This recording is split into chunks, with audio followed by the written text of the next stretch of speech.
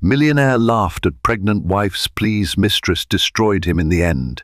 Imagine waking up one morning to find that everything you believed about your marriage was built on shaky ground. Picture a mansion full of secrets, a lavish life overshadowed by lies, and a pregnant wife pleading for compassion only to be laughed at by the very man who once promised to protect her. This is the story of Andrew Blackwood, an arrogant millionaire consumed by greed and pride, whose heartless betrayal of his devoted wife seemed unstoppable, but fate had other plans. When a cunning mistress arrived on the scene, both the devoted wife and the calculating lover became unwitting instruments of karma unleashing, a spectacular downfall nobody could have anticipated. Andrew Blackwood was not always a ruthless millionaire, nor was his life written in the stars from birth. He grew up in a modest home on the outskirts of Columbus, Ohio, raised by parents who worked tirelessly to make ends meet. His father, a small-time accountant, had big dreams for Andrew, fantasizing that his boy would one day shake hands with global CEOs and dine among society's elite. His mother, a kind-hearted nurse, taught Andrew the importance of empathy and humility. In the early days, he lived by those values. But fate is unpredictable, and sometimes the very virtues nurtured in childhood are the first to vanish under the spotlight of success. At 19, Andrew worked part-time at a local diner, flipping pancakes for morning regulars, while simultaneously juggling classes at the community college. He had hustle and grit, the kind that made people notice him. Though money was tight, Andrew rarely complained. He studied business administration and spent nights devouring any biography he could get his hands on, from Warren Buffett's journey to Bill Gates's philanthropic ventures. He was particularly fascinated by Microsoft's early struggles, marveling at how an ambitious college dropout built one of the world's most recognizable tech giants from a humble garage. Andrew read about each step, each failure, and each pivot that led to the behemoth brand. He dreamed of forging his own empire. During his sophomore year, Andrew met Jessica Monroe. She was a psychology major, with dreams of helping trauma survivors recover from emotional scars. She was the light that brightened Andrew's life, the soft-spoken, empathetic soul who saw beyond his ambition to the gentle heart beating beneath. They met at a campus fundraiser dedicated to mental health awareness. Jessica had volunteered to work at the event, and Andrew was there because he'd been promised extra credit by his marketing professor. They ended up side by side at a table, handing out pamphlets and collecting donations. Their connection was almost immediate. Andrew made a silly joke about how the event's sponsors clearly didn't know Marketing 101, and Jessica laughed, a gentle laugh that made him forget the entire world for a moment. Their courtship was simple and sweet at first. From late-night coffee runs to weekend study dates, they quickly realized they completed each other in subtle ways. Jessica encouraged Andrew to slow down whenever his big dreams felt overwhelming, while Andrew cheered Jessica on when she worried she wouldn't make an impact in a sometimes callous world. Together, they navigated final exams, financial burdens, and family expectations. 4 years later, they graduated. Soon after, Andrew proposed with a modest ring he purchased using his savings from the diner. Jessica burst into tears of joy, saying it was perfect because it represented his honest effort and genuine love. After a small wedding in Jessica's parents' backyard, they moved into a tiny one-bedroom apartment downtown. There was hardly space to walk between the bed and the closet, but they were happy.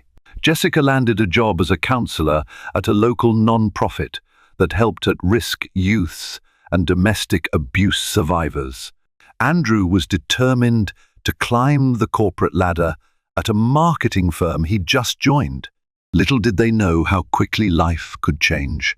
Within a few years, Andrew's quick wit, ability to read market trends, and relentless determination caught the attention of the firm's CEO.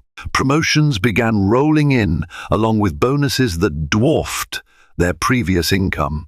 Andrew found himself on private jets to attend conferences in New York, London, and Tokyo, sometimes returning home with the hazy glow of success in his eyes, but also with a hunger that could not be satisfied.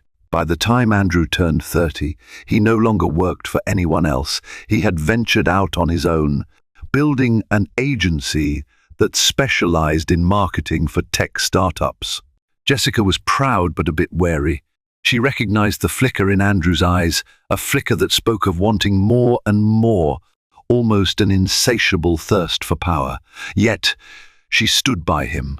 After all, she loved him dearly, and what could be wrong with supporting her husband's success? Andrew's agency soared. Strategic partnerships with venture capitalists and a daring approach to brand development put him at the forefront of young marketing moguls. When he turned around 33, he was already a millionaire with a plush home, luxury cars, and invitations to high-profile social events. On the surface, it was a fairy tale come true. However, behind the gilded doors, Andrew and Jessica's relationship began to show cracks. His travel schedule grew insane, and nights once spent quietly chatting with Jessica turned into high-end parties with new business contacts. Their dinner discussions, which had once centered on shared future goals or stories about the kids, Jessica counseled, now revolved around Andrew's deals, potential acquisitions, and which new toy he planned to buy next. One night, Jessica confided to Andrew that she missed their Simple Moments ice cream runs at midnight, heartfelt conversations about life's deeper meaning. Andrew laughed, but not in the gentle way he used to. This laughter was dismissive, almost condescending, as though he was shaking off a quaint memory from a life he had outgrown. Jessica felt a pang in her chest, but she told herself it was just stress. In time, she believed, once his business stabilized, everything would return to normal. Unfortunately, time would soon reveal that sometimes success can devour the very soul of a person. Andrew may have begun as a bright-eyed dreamer, but he was about to become unrecognizable even to himself. Andrew's rise to the millionaire status seemed too fast and too smooth to some. Colleagues whispered that no one scaled the heights of the marketing world that quickly without stepping on a few toes. Rumors circulated about Andrew pulling deals out from under former associates, leveraging insider information, and cutting backroom deals that danced precariously close to ethical lines. However, no allegations stuck because Andrew was a genius at covering his tracks. He had an almost supernatural ability to read people, figure out their insecurities, and give them what they needed until they were no longer useful. Jessica, for her part, tried to ignore the rumors. She still held on to the Andrew she knew in college, the man who'd worked hard at the diner, the one who had run to the corner store late at night for orange juice when she caught a nasty cold. She spent her days at the non-profit, increasingly busy helping clients in crisis. More and more, she stayed late at her office just to avoid coming home to an empty house. Andrew was never there. Their mansion, with its marble floors and sleek lines, felt stark and emotionless. She found herself missing the cramped charm of their old apartment, where love and closeness were tangible in every corner. But Andrew was too swept up in his own narrative to notice Jessica's growing loneliness. He was invited to appear on talk shows, business podcasts, and to speak at corporate summits. His face appeared on the cover of entrepreneurial magazines. He hosted lavish parties reminiscent of Gatsby's soirees with crystal chandeliers, caviar canapes, and champagne that flowed like water. Every time Jessica walked among those impeccably dressed attendees, she felt like a stranger in her own home. Andrew would introduce her to his latest potential partner or investor with a polite smile, then drift off into the crowd the moment something more exciting caught his eye. As Andrew's fame grew, so did his arrogance. He began to see himself as untouchable. The philanthropic values his mother had instilled vanished behind a thirst for more influence and wealth. Jessica noticed how he joked about lesser mortals who couldn't keep up with his pace. He no longer saw people as individuals, but as stepping stones or obstacles to his ambitions. It pained Jessica, but her pleas and gentle reminders only led to arguments. Andrew considered any mention of humility or caution to be an attack on his success. Their marriage was strained, but neither of them realized how close the foundation was to crumbling. It would take one life-changing event to nudge it over the edge: Jessica's pregnancy. A year after Andrew's business took off, Jessica discovered she was pregnant. She was elated, certain that the good news would bring them closer. She imagined telling Andrew over a romantic dinner, planning how they'd decorate a nursery, and perhaps scaling back their busy lifestyles to embrace a slower, more intimate journey toward parenthood. However, the reality was far different. When Jessica told Andrew she was expecting, they were in the middle of a fundraiser gala at the Four Seasons Hotel, a real place in the heart of Chicago, where Andrew had just inked a deal with an important foreign investor. The night was buzzing with conversation, clinking glasses, and Andrew's triumphant grin. Jessica pulled him aside discreetly, took a deep breath, and whispered the news in his ear. She expected tears of happiness, or at least a moment of stunned silence, something that signified a heartfelt connection.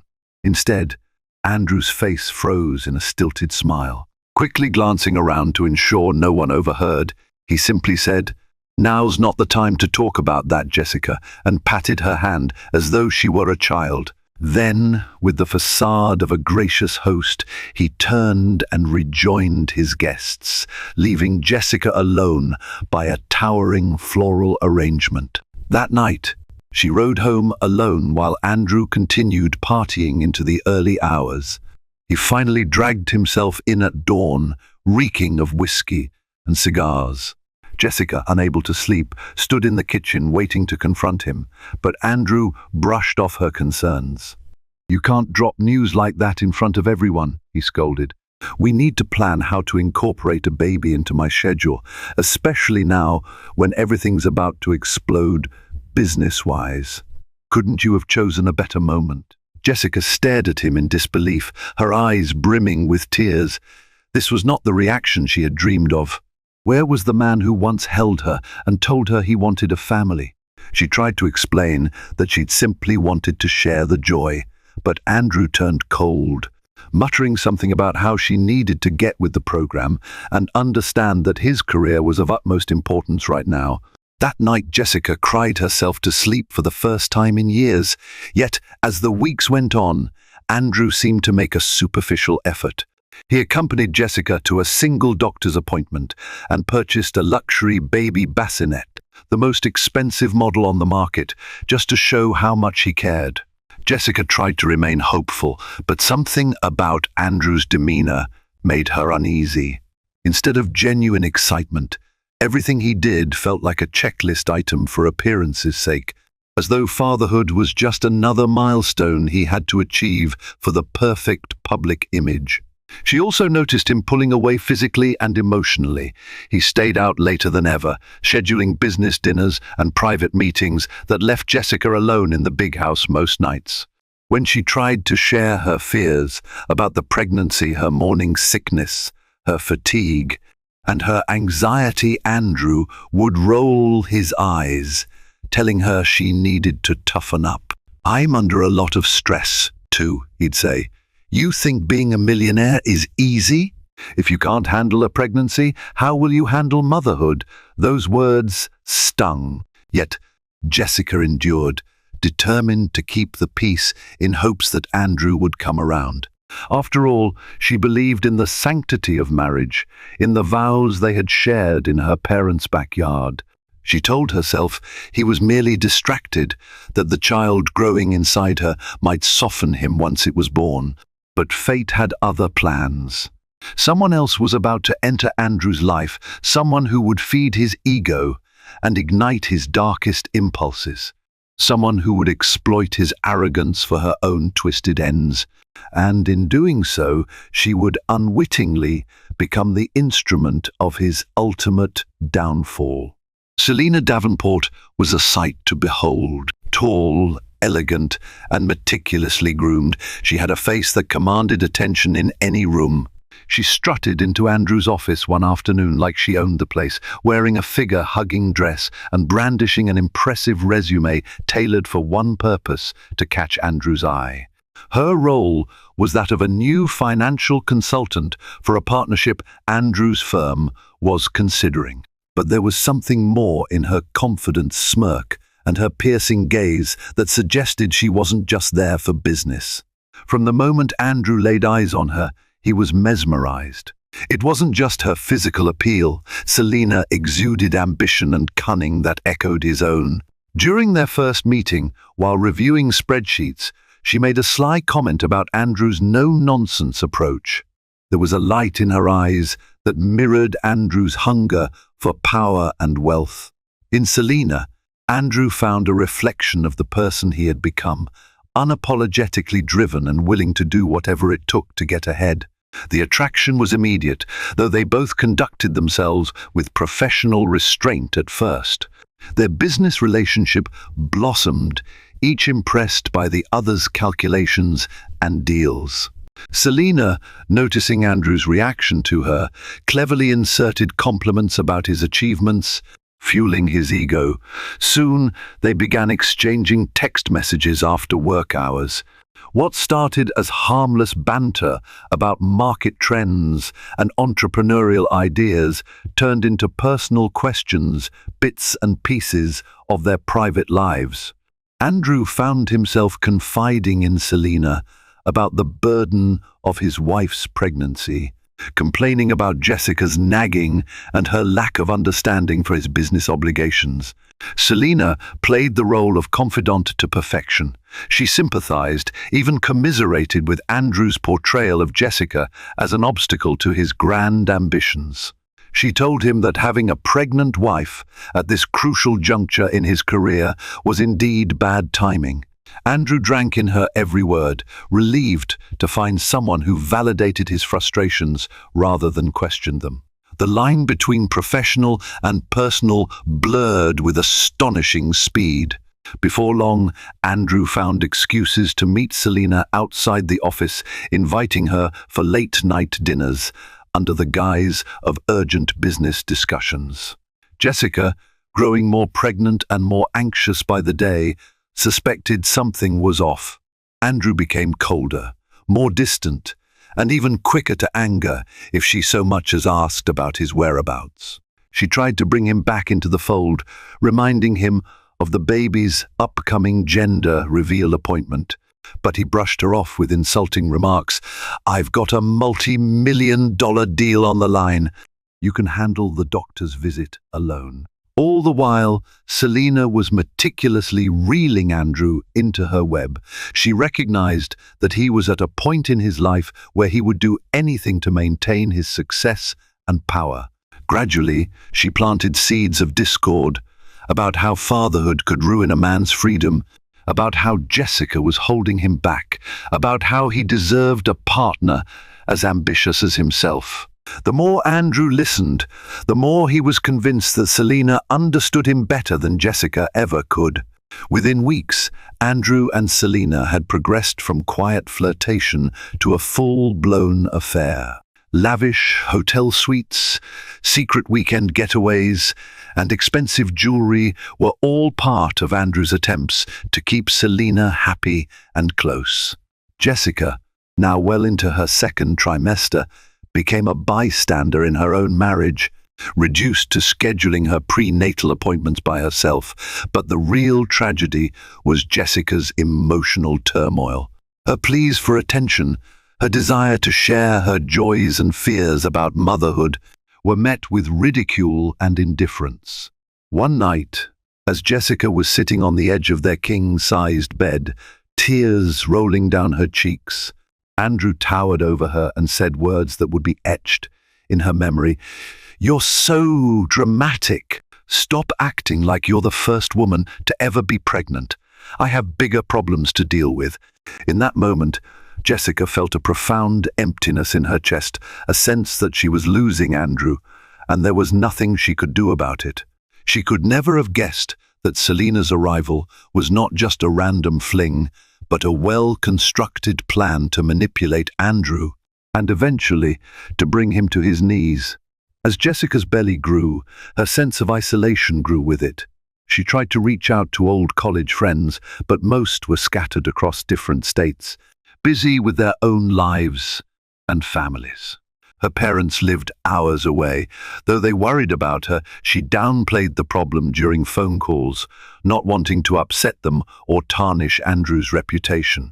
At work, she found solace in helping her clients, but even there, she was exhausted, both emotionally and physically. She thought about confiding in one of the fellow counselors, but shame stopped her. Jessica felt that by admitting her husband was stepping out on her, something she now strongly suspected.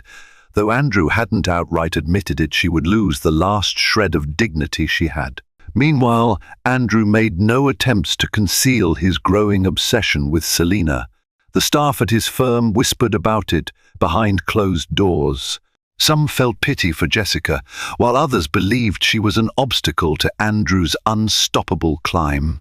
The affair became an open secret, one that Jessica was forced to grapple with each time she glanced at her phone, dreading the possibility of seeing a suspicious text message. She was drowning in heartbreak, and Andrew seemingly did not care. In truth, Selena was more than just a gold-digging mistress. She was a strategist of the highest order, with her own complicated past. She had grown up on the rough edges of society, watching her mother work 3 jobs and endure multiple abusive relationships. Selena vowed at a young age never to become a victim. She saw in Andrew a path to wealth, but she also saw a reflection of the darkness.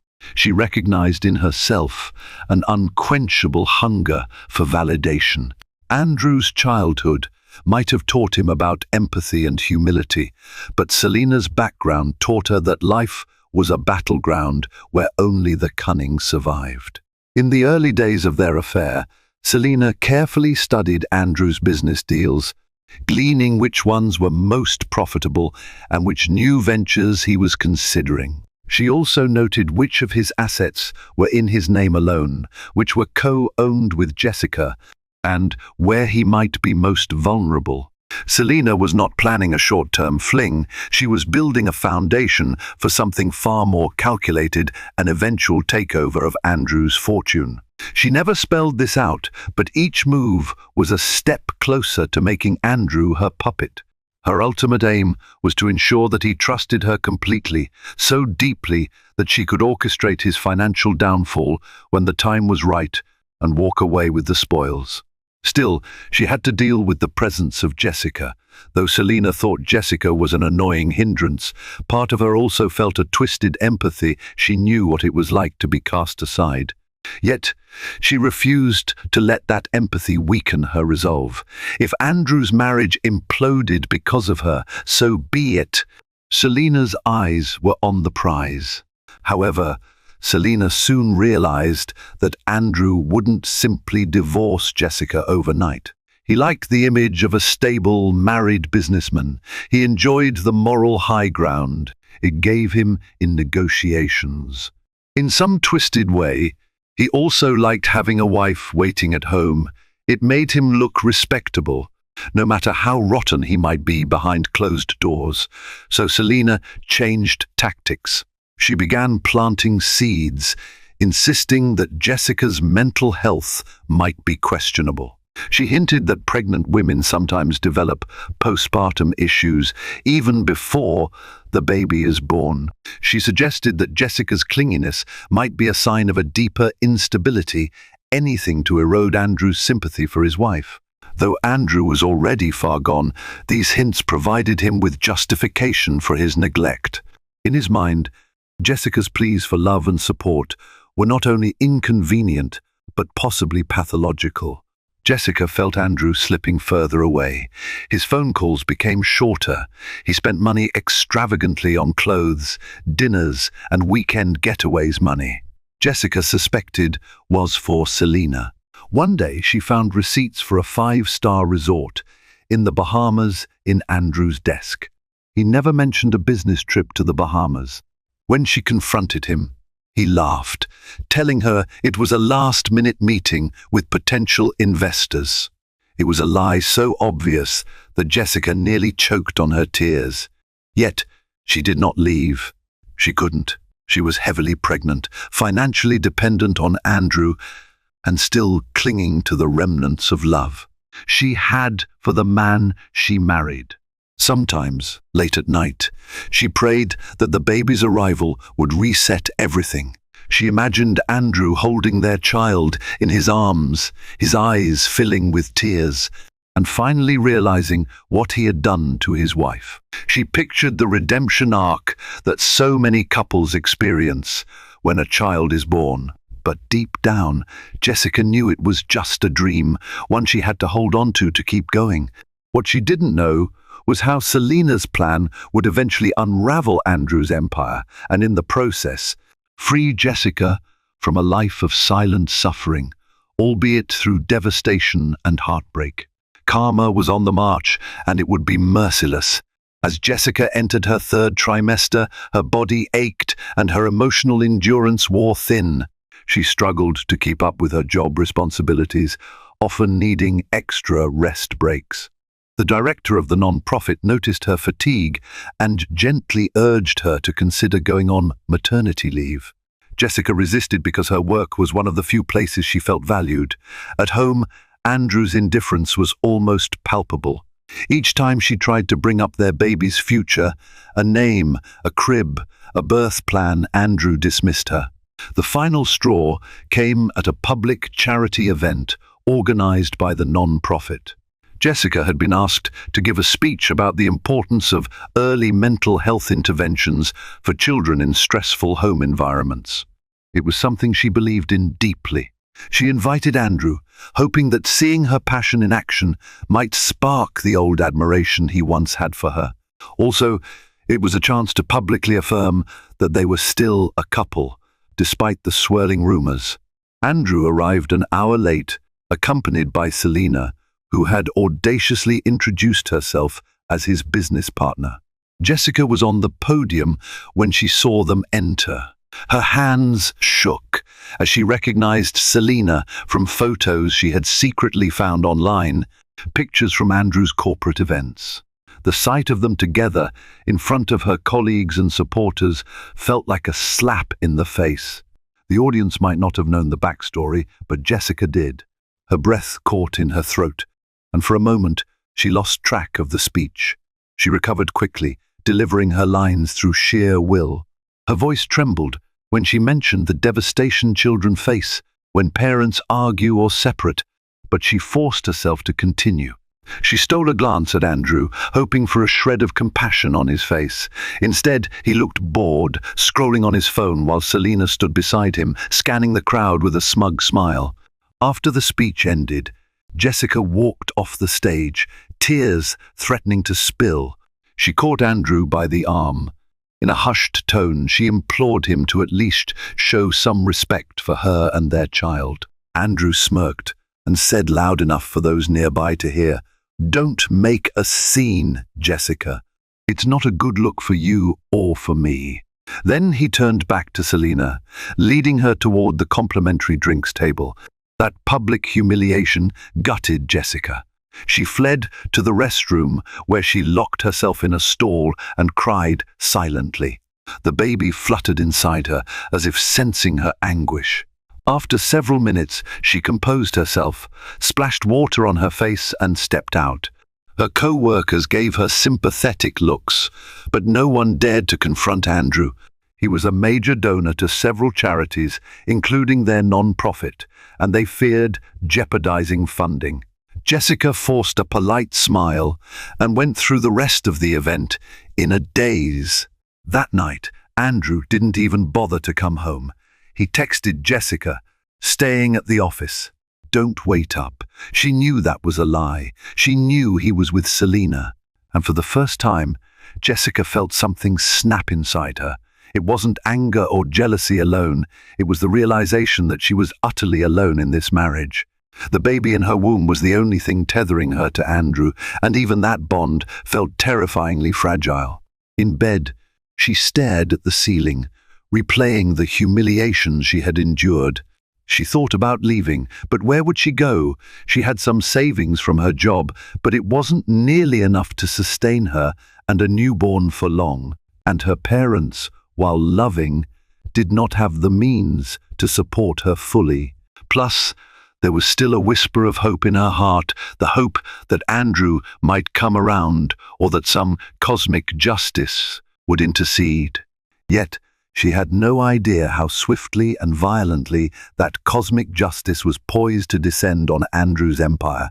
With Andrew thoroughly ensnared, Selena began the next phase of her plan. Using her position as a financial consultant, she subtly guided Andrew into riskier and riskier ventures. She persuaded him that, to stay at the top of the competitive tech marketing landscape, he needed to diversify into real estate, cryptocurrency, and even speculative hedge funds.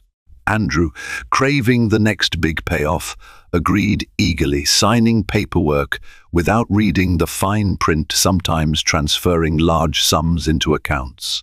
Selena set up, trusting her entirely because, in his eyes, she was his ticket to stratospheric wealth. Selena also started orchestrating deals with Andrew's rivals, pretending to negotiate on Andrew's behalf, but actually funneling money into shell companies that she and her secret associates controlled. She ensured everything was well documented, but shielded from immediate detection. Andrew's arrogance was his downfall. He never considered that someone might be using him the way he used others. Eventually, Selena recognized the perfect moment to tighten the noose. She carefully leaked misinformation to Andrew about a grand one in $1 million investment opportunity overseas, requiring a large, upfront capital injection. Andrew took the bait. Over a celebratory dinner in a penthouse suite, Selena mentioned the investment in hushed tones, describing how it was too good to share with just anyone. She emphasized that if Andrew wanted to jump on it, he had to move fast, liquidating certain assets and borrowing against future earnings. High risk, high reward. Blinded by greed and enthralled by Selena's allure, Andrew fell for it. He allocated millions toward the venture, even securing a hefty loan using his firm as collateral. Selena acted as the broker, forging documents that funneled the funds into her private channels. By the time the paperwork was finalized, Andrew's empire was teetering on the brink of a very steep cliff, though he remained blissfully unaware. During this time, Selena strategically disappeared for a few days, claiming she needed to visit family out of state for an emergency. In truth, she traveled abroad to confirm the final details with her partners in deception, ensuring that once the trap was sprung, Andrew would bear the brunt of the fallout both legally and financially. Returning triumphantly, she played the devoted mistress, gifting Andrew a watch worth tens of thousands of dollars. He wore it with pride, never suspecting that within weeks, his entire world would come crashing down. Andrew's downfall began with a single phone call. It came from one of his trusted bankers who sounded panicked. "Mr. Blackwood," the voice said, "we've just been informed that the investment you've poured millions into is not yielding returns. In fact, the project's directors have vanished. We're looking at a potential total loss of capital. This puts your loan in immediate jeopardy. We need clarification on your plan to address this shortfall." Andrew's heart pounded. He tried calling Selena, but her phone went straight to voicemail. Within the next 24 hours, more calls flooded in from business partners, investors, and even law enforcement investigators. The overseas venture was revealed to be a sham. Millions of dollars had been siphoned off into untraceable accounts. The legal ramifications threatened to topple Andrew's entire empire. Even the reputable marketing firm he had built from scratch was tied up in the collateral. Investors demanded answers. Employees panicked. Andrew couldn't dodge the press, who swarmed his office building, asking for a statement about the unfolding scandal. Desperate, he tried to find Selena, but she had cleaned out her office, leaving behind only a terse resignation letter. He scoured the city, called her family, hired private detectives. Nothing. She was gone, and with her, the life savings he had entrusted to her schemes. While Andrew battled the crisis, Jessica watched it all unravel. She saw news segments condemning Andrew's poor financial judgment and featuring interviews with disgruntled clients. Though she had been mistreated by Andrew, she couldn't help feeling a pang of pity. Despite her sorrow and growing resentment, a small part of her remembered the boy who had lovingly flipped pancakes and saved every penny to buy her a modest engagement ring. Yet she also recognized the harsh truth. Andrew had brought this on himself. But Andrew was still in denial, cursing the winds of fate for betraying him. He was too proud to apologize to Jessica or ask for help. Instead, he locked himself away in his home office, refusing to eat or sleep. On the day he learned that the bank had frozen his accounts, he finally snapped. He threw a fit of rage, destroying the expensive decor that once symbolized his triumph.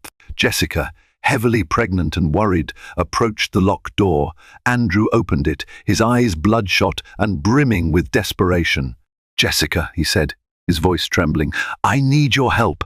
I'm ruined." Then, in a moment that laid bare his delusional arrogance, he added, "Call your father and ask for a loan." Jessica stared at him, stunned. Her father was a retired electrician, living on a humble pension. The very suggestion was outrageous. But in Andrew's panic, he clung to any hope. She looked at him, almost not recognizing the man before her. This was no longer the domineering millionaire who brushed off her pregnancy. This was a broken man, undone by greed and betrayal. She calmly told him there was nothing her father could do. Andrew only mumbled incoherently, as if the reality was too painful to process. Over the next week, lawsuits piled up. The media relished the story of the once brash marketing mogul who had collapsed overnight. Public opinion turned vicious. Former associates and employees, once loyal to Andrew, distanced themselves to avoid being tainted by the scandal. Andrew's name became synonymous with greed and foolishness. Yet, he still had not hit rock bottom. That would come in a scene Jessica would never forget. In the midst of this chaos, Jessica went into labor. The baby arrived 3 weeks earlier than expected. Jessica had been under immense stress, and her body finally gave in. She was rushed to the hospital by a neighbor. Andrew was off meeting lawyers, trying to salvage any part of his empire. Jessica lay on the hospital bed, pain ravaging her body, tears staining her cheeks. She desperately wanted Andrew to be there for the birth of their child, despite everything. She called him repeatedly, but he didn't answer. By the time Andrew finally checked his phone and rushed to the hospital, the baby boy had already been born. Jessica was cradling him in her arms, exhausted and teary-eyed, but flooded with a love she never knew was possible. Andrew burst into the room, disheveled, clothes wrinkled, the shell of a once confident man. He froze at the sight of Jessica holding their son. Slowly, he walked over, eyes red with exhaustion. For a moment, there was a flicker of the old Andrew. He reached out to touch the tiny fingers, tears pooling in his own eyes. Jessica thought maybe this was the turning point, the moment he would return to the family he had forsaken. But then, Andrew's phone buzzed. He stepped away to answer it, and the moment was shattered. "Jessica, I have to go. The lawyers need me," he said, voice cracking. He didn't even meet her gaze as he left. Jessica sat in stunned silence. She looked down at her newborn son, and a single clear thought formed in her mind. We don't need him. Andrew was spiraling. Every day brought a new lawsuit or a fresh scandal. Repossession notices appeared in the mail. The mortgage on the lavish mansion was unpaid, and the bank threatened foreclosure. He had to let go of most of his staff. His once thriving firm was like a ghost town. Unable to accept responsibility for his predicament, Andrew grew resentful, snapping at Jessica whenever she tried to talk about practical matters like how they were going to provide for the baby. He dismissed her attempts to help, complaining that she didn't understand real business. But behind the scenes, Jessica quietly made her own plans.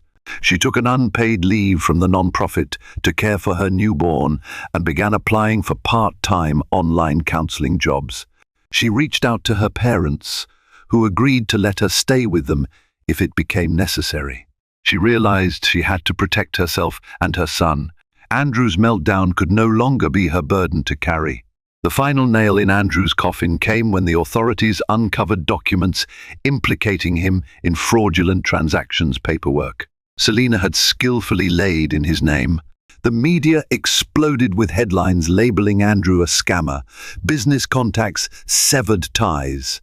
Andrew's last lifeline, the trust of any potential investor, disintegrated. He had no choice but to sell everything. The sports cars, the mansion, the antique furniture, his entire image of wealth. The day Jessica saw moving trucks hauling away their belongings, she felt an odd sense of relief. The man who once laughed at her pregnant pleas was now confronted by the karmic consequences of his every lie and betrayal. One cold, rainy afternoon, Jessica packed a small suitcase for herself and the baby. She walked into Andrew's home office, where he sat hunched over a stack of foreclosure notices. She told him she was leaving and taking their son with her.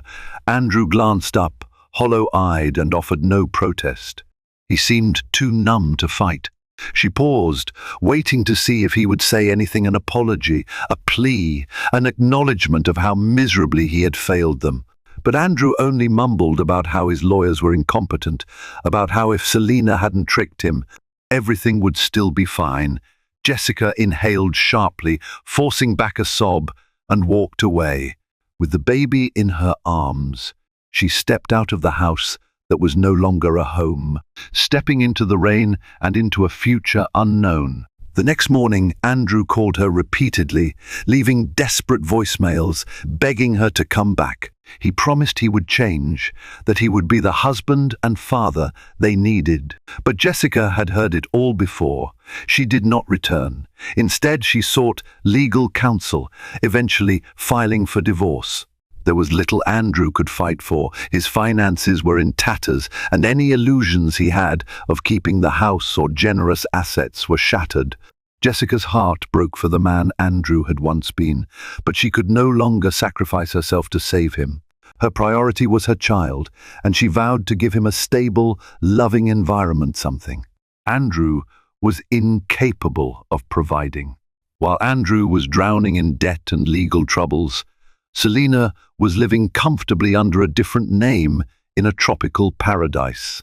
Through offshore accounts, she accessed the fortune she had swindled. In an almost poetic twist, she occasionally released damning evidence to the media, ensuring Andrew's reputation could never recover. It was her insurance policy, a way to keep him too busy and too humiliated to ever come after her. A few months later, a journalist managed to track Selena to an upscale resort. She offered no comment when confronted. She simply flashed a predatory smile and returned to her lavish suite, leaving the journalist to wonder how one woman could orchestrate such a downfall. In the span of a year, Andrew went from a millionaire mogul to a disgraced figure with no viable career prospects. The last of his properties were auctioned off to pay a fraction of his debts. He ended up in a small, rented apartment, which he could only afford thanks to a meager severance payout he got before the firm fully collapsed. Gone were the sycophants and party invitations. Gone was the flashy lifestyle. He tried to contact old friends for help, but they either ignored him or politely declined. His parents, disappointed and overwhelmed, distanced themselves too. Andrew's father had passed away a few years prior, and his mother was in a retirement home, barely able to cover her own expenses. She had no resources to help her son. Emotionally, Andrew was a wreck. The press periodically revisited his story as a cautionary tale, a man undone by his arrogance and an unscrupulous mistress.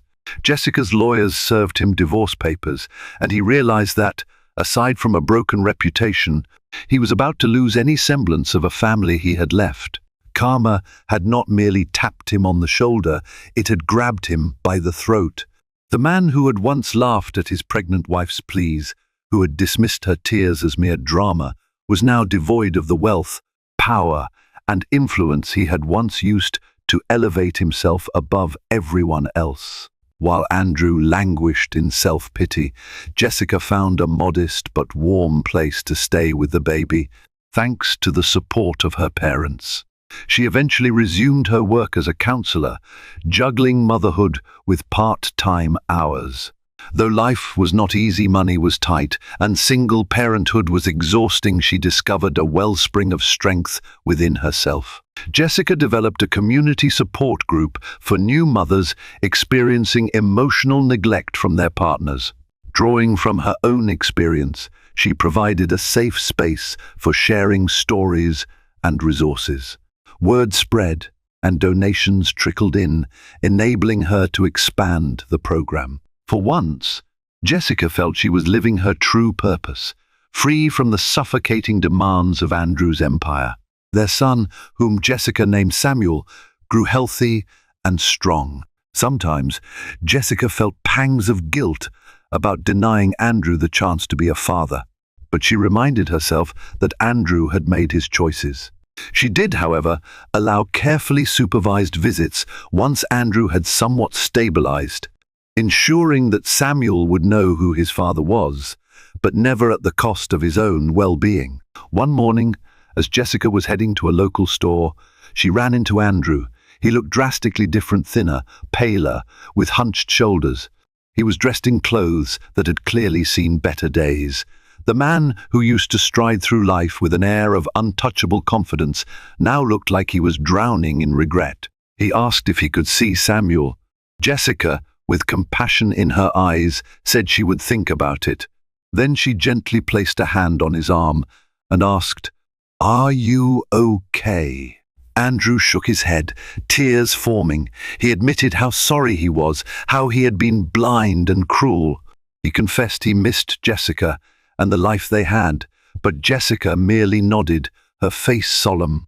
"I hope you find peace, Andrew," she said softly, before turning away. Andrew watched her go, the child's laughter echoing in his ears. It was a sound he had never truly earned the privilege to bask in, a stark reminder of what he had lost.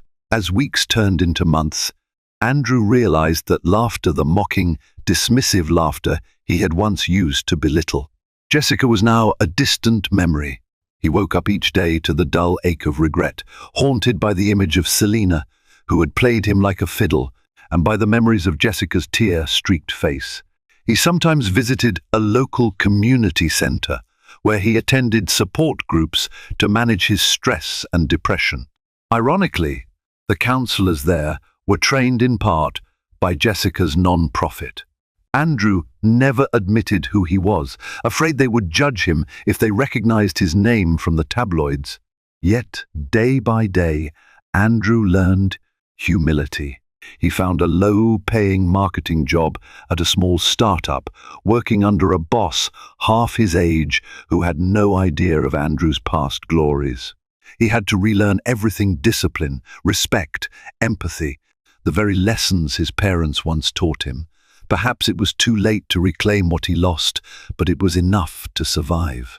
Selena's triumph over Andrew was as precise as it was ruthless. In the early days of their affair, she recognized something lethal in the man who once claimed to love Jessica, an unguarded ego, hungry for validation at any cost. Knowing Andrew was adept at manipulation himself, she played the role of willing student, never revealing she was far more advanced in the art of deception. Day by day, she studied his moods, read his gestures, and absorbed every detail of his financial strategies. Though Andrew believed he was finding a partner in crime, a mirror of his unbridled ambition, he was actually placing his fate into the hands of a woman who found great satisfaction in mastering her own puppet. Armed with this knowledge, Selena orchestrated his downfall from within the fortress he'd built. First, she encouraged him to invest extravagantly in ventures that were high risk. She praised his bold vision and audaciously framed each new gamble as essential to staying ahead of the competition. Then, once Andrew was deeply committed and thoroughly convinced these deals were his own brilliant ideas, she siphoned the very funds she had pushed him to allocate. It was surprisingly simple. Because he had become addicted to her approval and the flattery she dispensed, Andrew rarely questioned her judgment. He signed documents she placed before him in a haze of self-satisfaction, trusting that she was just as devoted to their mutual success as he was.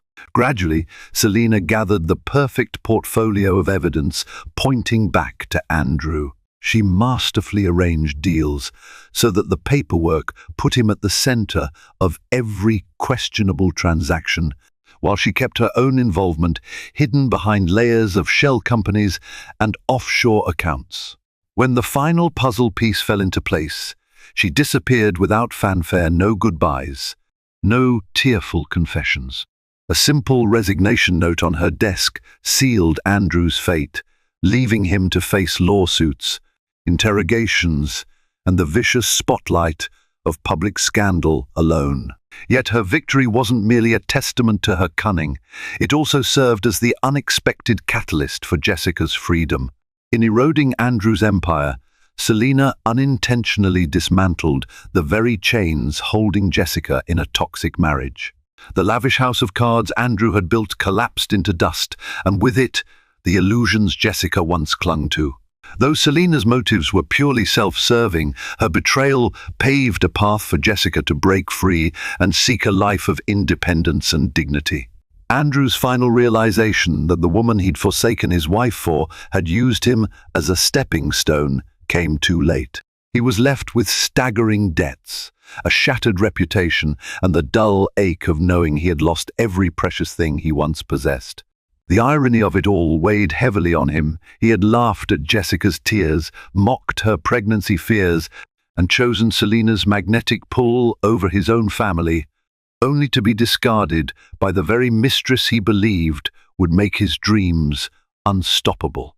Indeed, the mistress destroyed him in the end, delivering a blow more devastating than any Andrew had ever imagined. This cautionary tale reminds us that the seeds of our actions bear fruit in ways we often cannot predict. Andrew's ruthless ambition, Jessica's quiet suffering, and Selena's cunning manipulation all intertwined to form a perfect storm of betrayal and heartbreak. In the end, those who laugh at the pleas of the vulnerable will inevitably face the consequences of their callousness. Jessica, liberated by catastrophe, forged a future rooted in empathy and strength. Andrew, undone by greed and betrayal, faced the hardest lesson of his life. And Selena, the catalyst of his downfall, served as the instrument of karma, a reminder that no empire built on it can stand forever. He was the dashing mogul every ambitious entrepreneur wanted to emulate. She was the poised, loyal wife who had stood by him from humble beginnings. No one would have guessed that behind the gated mansion's manicured lawns, betrayal festered like poison. Until one day, in a flurry of financial sabotage, he let his mistress cut off his wife's credit cards. It was humiliating, scandalous, and only the beginning of a whirlwind that would pit powerful business alliances against each other. In a boardroom confrontation that stunned everyone, the CEO himself stepped in, but not in the way anyone expected. Buckle up. This is the story of love, greed, and revenge. Jordan Alberts was not born into luxury. He grew up in a cramped one-bedroom apartment on the outskirts of Milwaukee, where he learned to hustle by selling candy bars door to door at the age of 10. Over the years, Jordan's unwavering determination and charm propelled him into better circles. First at a local startup, then into his own tech company that caught the eye of an angel investor. By the time he was 35, Jordan was a self-made millionaire, a prominent figure on various entrepreneurial boards, and had connections with people like Mark Cuban, Bill Gates, and a few top executives at Google. His wife, Elizabeth Alberts née Wagner, had been with him through everything. They met in college at a small tech entrepreneur club meeting, both bright-eyed and dreaming of changing the world. Elizabeth came from a modest background, too. Her father was a retired auto mechanic, and her mother a homemaker. She'd studied communications with an emphasis on public relations, and it was through Elizabeth's network of contacts that Jordan first gained access to small local pitch events. While Jordan pitched his innovative software for automating small business tasks, Elizabeth made calls, arranged coffee meetups, and tried to capture the interest of potential backers. They married in a little chapel by Lake Michigan. It wasn't a lavish wedding, no star-studded guest list, no fancy reception at the Ritz. But to Jordan and Elizabeth, it felt perfect. A union built on genuine love, unwavering support, and a shared dream of building a life and a business empire together. Over the next decade, they grew from a modest condominium in Milwaukee to a stunning estate in Austin near Lake Travis, with a sweeping view of the water and rolling Texas hills. It was there at a philanthropic event organized by the Bill and Melinda Gates Foundation that Jordan's name landed on the radar of top-level investors. His company's smart automation technology was recognized for its potential to transform not just small businesses, but large-scale manufacturing and logistics. Soon after, Jordan's net worth skyrocketed from a mere $5 million to well over $200 million. For a while, everything was picture perfect. The marriage was strong, their personal synergy unwavering. Elizabeth handled some philanthropic duties, organizing events, acting as a goodwill ambassador for Jordan's brand, and forging new partnerships through her PR background. Their household staff adored them, describing Elizabeth as kind, gracious, and always mindful of the people around her. But money can be a seductive force, and success can open doors to darker temptations. Jordan began attending more exclusive networking events in Beverly Hills, New York, and beyond. Elizabeth was often at his side, but there were times she couldn't attend. Perhaps she was busy finalizing the details for a charity gala, or maybe she was simply burnt out from the unrelenting schedule. It was during these times, rare at first, then increasingly common, that Jordan got close to someone else. Her name was Ava Monroe. She was a rising star in the world of technology law, representing high-profile clients like Tesla, Amazon, and a few top-tier cryptocurrency exchanges. She had a reputation for being ruthless in negotiations, seductive in social gatherings, and unbelievably charming behind closed doors. The rumor mill started buzzing the moment Ava was seen at Jordan's table during a private dinner after a tech summit in Las Vegas. Elizabeth wasn't there. She had chosen to stay in Austin, meeting with a team of female entrepreneurs Jordan was mentoring.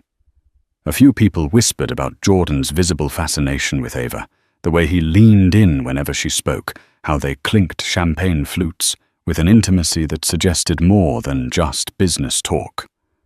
No one knew for certain how fast or how deep it went. But soon, the signs became undeniable. Lavish gifts appeared on Ava's social media, including a diamond bracelet, suspiciously similar to the ones Jordan's company had once gifted important clients. Photos emerged of Jordan and Ava at high-end restaurants in Manhattan, always carefully angled to obscure Jordan's face, though keen observers could still identify him by the sliver of a recognizable watch or the faint reflection in a mirrored wall. By the time the rumors reached Elizabeth, they were no longer rumors, but near-confirmed facts. She felt her chest tighten, her world spinning out of control. This couldn't be real. Jordan had always been a loyal partner. But the evidence was too compelling to deny. She confronted him in the privacy of their Lakeview mansion. At first, Jordan denied everything. Yet denial quickly turned into a half-hearted admission once Elizabeth presented him with photographic evidence, like a skilled negotiator used to controlling deals. Jordan tried to manipulate the situation, insisting that Ava was just a business associate, someone he occasionally had dinner with. But Elizabeth saw right through it. She had always been adept at reading him. A chill settled over their once loving home. Elizabeth, determined to preserve her dignity, demanded they enter marriage counseling, or at the very least step away from high-profile events until they resolved their issues in private. Jordan nodded, providing non-committal answers. He had never liked therapy, never seen the point in discussing feelings with a stranger. He agreed to her wishes on the surface, yet beneath the facade, he continued his involvement with Ava, allowing the illicit relationship to take root. This was the calm before the storm. For soon Elizabeth's sense of betrayal would pale in comparison to the massive financial and emotional blow about to come her way. Weeks passed. Elizabeth tried to focus on her philanthropic work and personal projects, attempting to distract herself from the growing chasm between her and Jordan.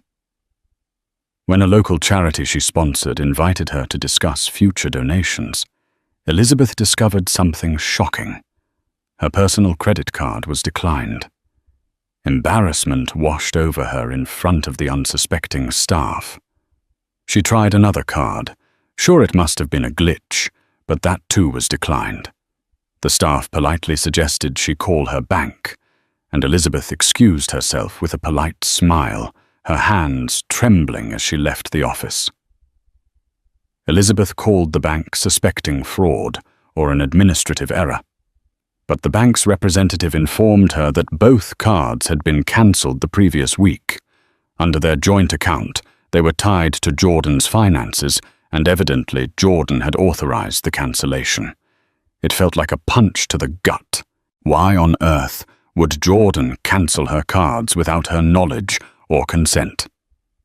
They had never had major financial disputes. Elizabeth always had access to family funds, albeit responsibly. She dialed Jordan, but the call went straight to voicemail. She sent him several frantic texts. No response. Later that evening, Jordan came home exuding an air of tired disinterest. Elizabeth confronted him the moment he walked through the door. Under the chandelier's glow, which reflected in her tear-filled eyes, Jordan brushed aside her questions with a dismissive wave. "I needed to consolidate our finances," he said, removing his blazer. "You can use the joint checking account for a while." "No big deal, no big deal." Elizabeth's frustration swelled. "You cancelled my credit cards without even telling me what's going on. Are you punishing me for something?" Jordan's eyes flicked away nervously, and that was when Elizabeth realized he was lying again. The next words that came from his mouth were not only shocking, but also laced with a cruelty she never imagined he was capable of. "Ava suggested we revisit some of my expenses. She found that you were spending frivolously. It made sense to limit credit usage." Elizabeth's heart dropped to her stomach. Ava. That woman was now meddling in their finances. As if the affair wasn't enough, Jordan had allowed this mistress to encroach into an arena that Elizabeth believed was sacred, her own household stability. "What is Ava doing reviewing my spending? Since when does your fling get to decide what is or isn't frivolous?" Elizabeth spat tears, threatening to spill. Jordan made an attempt at a calming gesture, but his words only fanned the flames. "She's helping me restructure. Her firm has great insights into corporate finances. This is about the business, Elizabeth. It's not personal." Not personal. Elizabeth recalled how intimately personal their marriage had always been. They built every aspect of their lives together, from small decisions about wallpaper colors to big entrepreneurial leaps that demanded everything from both of them. Now Jordan was shutting her out, consulting Ava instead.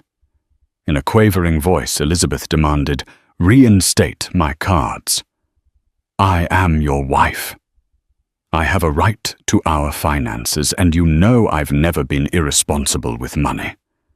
Jordan's face hardened with a new arrogance. "Not until we finalize our restructure," he said, referring to some nebulous plan Elizabeth knew little about. "I'll handle everything in the meantime." That moment, that cold exchange, was a harbinger of the bigger heartbreak to come. If Jordan was letting Ava control such details, what other aspects of their marriage was he willing to let her sabotage? As the days turned into weeks, Elizabeth discovered one more blow after another. The monthly allowance she used to cover household expenses had been slashed without explanation. The staff, including her personal assistant, was laid off. Bills began piling up, addressed to her name, but with no means to pay them aside from groveling at Jordan's feet. Friends and family started to notice. Elizabeth tried to hide her shame. She confided in her sister Caroline, who was enraged at Jordan. "This is financial abuse," Caroline insisted. "You should speak to a lawyer." Elizabeth shuddered at the thought. She still believed they could salvage their relationship, that Jordan would snap out of whatever daze Ava had put him in. Yet a small part of her whispered that maybe Caroline was right. Then came a fateful meeting at a hotel conference suite in Los Angeles, one that Jordan had insisted Elizabeth attend. It was a gathering of major tech moguls, including Jeff Bezos and Elon Musk, who were rumored to be there to discuss new tech innovations in global logistics. When Elizabeth arrived, she quickly realized something was off. She saw Jordan in the lounge area, standing far too close to Ava, exchanging hushed conversations. Seeing Elizabeth from a distance, Jordan slipped away discreetly, leaving Ava behind. Elizabeth approached her husband with a forced smile. "I'm here," she said, desperate to maintain composure. "What's the plan?" Jordan gave a curt nod. "There's a closed-door session for the key players only. You'll have to wait outside." In the past, Elizabeth had always been included in these key player sessions as Jordan's partner and PR advisor.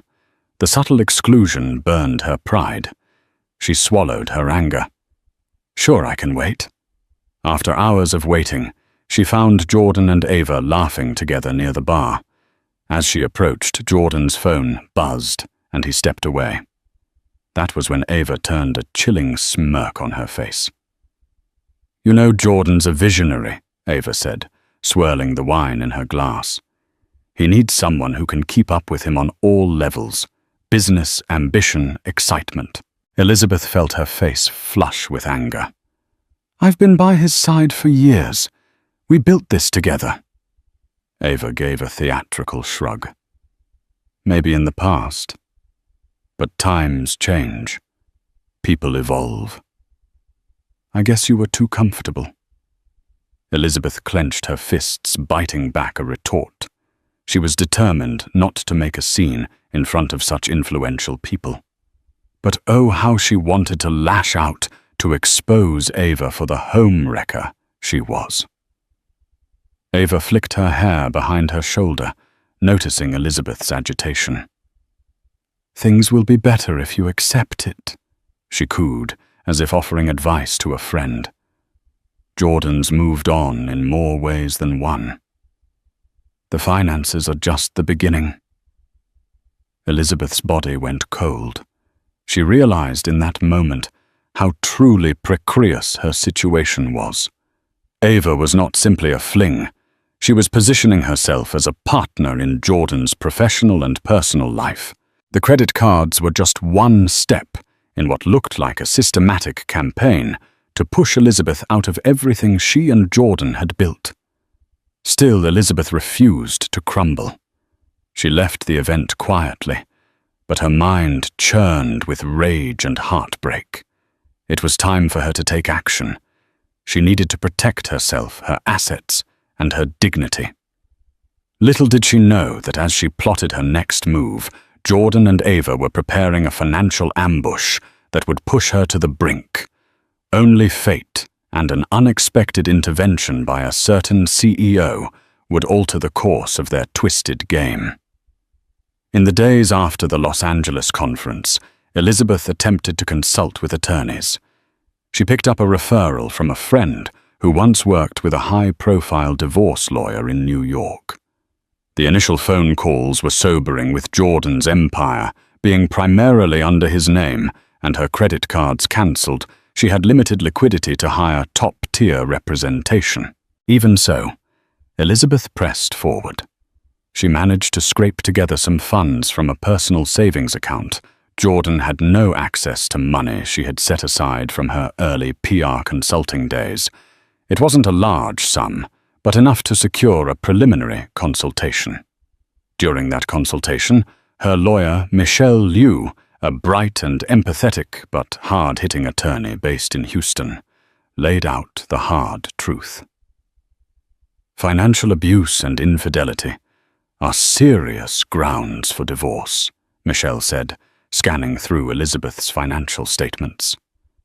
But if Jordan's funneling money and assets into new accounts under his own name, or shifting resources to places you can't see, we need proof, and we need it fast. Elizabeth swallowed. She recounted Ava's involvement, how she was effectively orchestrating the restructuring. Michelle's pen scribbled quickly over a notepad. "You have a right to half of the marital assets, Elizabeth, but it looks like your husband is 2 steps ahead. We must move quickly." The plan was to gather evidence of Jordan's wrongdoing and file a court order to freeze marital assets, ensuring Elizabeth had a fair shot. But as they began drafting documents and rummaging through what records, Elizabeth had an avalanche of shocking details surfaced. Jordan wasn't merely cancelling credit cards. He was transferring stocks from their joint portfolio into an account under his newly formed trust. He had changed the authorized signatory details for a few of their properties, effectively locking Elizabeth out. He was also taking out lines of credit against certain properties, presumably to fund new ventures that, as Elizabeth suspected, involved Ava. The emotional strain weighed heavily on Elizabeth. She couldn't sleep, her appetite waned. Each day felt like standing at the center of a storm. Yet if she thought this was the worst of it, she was mistaken. One evening, after finalizing some documents with Michelle, Elizabeth returned to her mansion to find her keycard didn't work on the electronic locks. Pounding on the door, she shouted for the live-in staff if any were left. Seconds later, the door opened slightly, revealing Ava's face. "Jordan's not here," Ava said icily. "You should call next time." Elizabeth's heart hammered. "This is my home. Get out of my way," she demanded, trying to push past. But Ava slid in front of her, refusing to budge. "He told me you're not welcome here anymore until the legal mess is settled," Ava sneered. "I have every right to ask you to leave." Elizabeth was trembling with fury. "You have no rights here. You're the mistress, not the wife."